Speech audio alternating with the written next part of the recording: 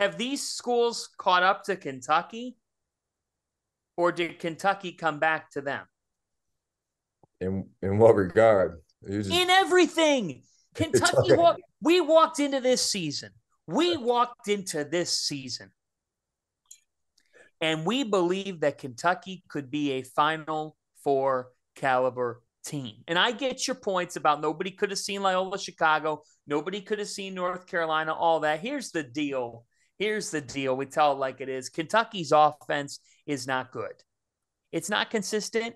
There's not much happening to it. I don't know what to make of it from game to game. Like, Kentucky's offense right now is kind of like blind dating. I mean, you don't know what you're going to get from night to night. And you hope that the food's good, because right now, and that's the 3-point shooting. Their 3-point shooting goes here, here, and everywhere, guys.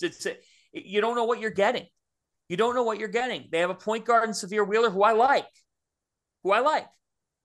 But he can't shoot the ball, and so that's problematic for them.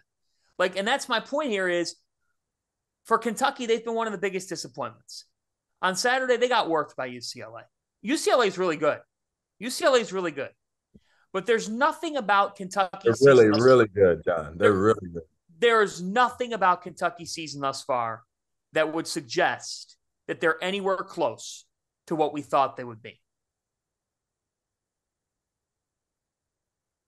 Neither one of you two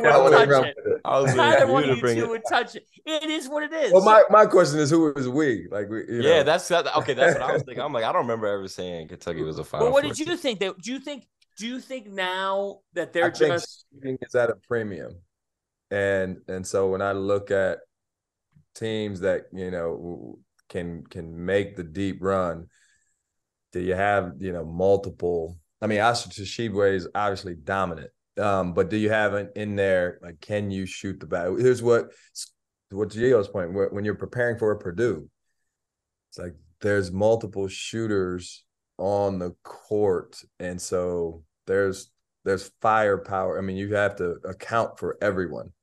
It's hard to game plan for, especially now you have a dominant post in there like a Zach Edey. Where are you coming from for help? And he's a really, so if they have the reigning National Player of the Year. But that's a piece, right? So in terms of surrounding him, like, the shooting piece is a big thing. If Connecticut this year doesn't bring in Tristan Newton, if Jordan Hawkins doesn't develop, if Caravan's not shooting the ball, like, Sanogo's a really good player.